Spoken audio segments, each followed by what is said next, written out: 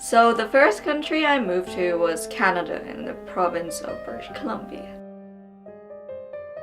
What got me started was the urge of wanting to be somewhere else. In middle school, I was bullied a lot. I wasn't confident with who I am. I had so much self-doubt, and I don't know, I just felt like I just didn't fit in with a Thai society, and I wanted to know if there is somewhere else out there that I can feel like I belong. I was just doing my math homework with the tutor, and he showed me this newspaper article saying that there's a workshop about studying in Canada, so I went there with my dad, and I was like, wow, that's such a cool place. I really want to move there. At first my parents were a bit like, maybe you shouldn't do that because, I don't know, you're not as independent, and having to go there by yourself. I mean, I'm the only child, so I don't blame them for having that hesitance.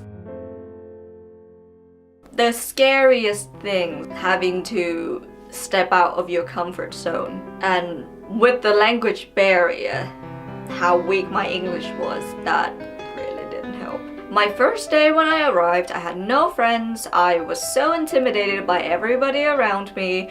I just sat by my locker eating lunch, or after I finished, there would be like half an hour left, so I would just walk around the school pretending that I was looking for somebody. So it didn't look like I was there by myself. But luckily it changed very quickly. My homestay family's daughter decided to introduce me to her friends, and her friends happened to be in the same high school. That's how I was able to make more friends. And the second time I moved, it wasn't because of the language barrier, because by that point I've been communicating in English for 3 years. So the scariest thing was to leave everybody behind, all of my friends behind again, everyone I love, everyone I care about again, and start it all over in another country where you know nothing about. It was exciting, because you know, you get to do all of these again, you get to learn about new culture, need to make new friends, more friends, but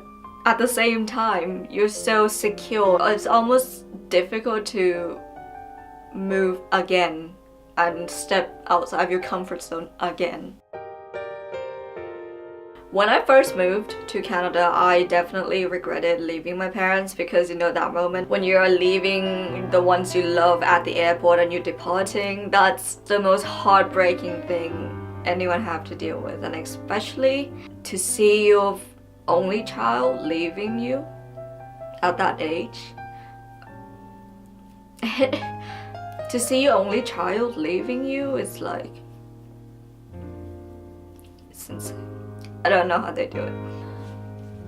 Even until these days, I still can't stand the thought of having to leave my parents and, you know, having to wave them goodbye, and it'll be the next several months until I see them. I have gained so much. I learned that everything is very unpredictable. You really don't know what's gonna happen to you in 5 to 10 years.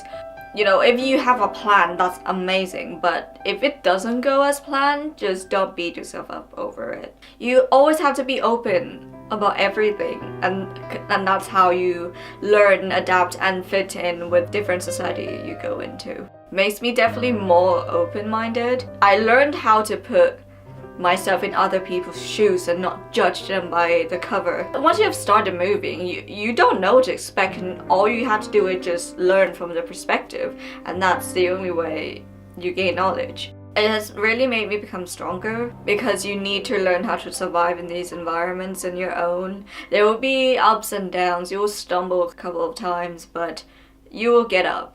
At the end you will get up, no matter what. Thank you guys for watching. I really hope you guys enjoyed that, because this comes from an experience and I didn't think I would get this emotional. So if you guys like this video, just give it a thumbs up. Don't forget to subscribe to this channel, and as usual, visit compareholidaymoney.com to find the best, most helpful currency exchange info and travel tips ever. I will see you again in the next video.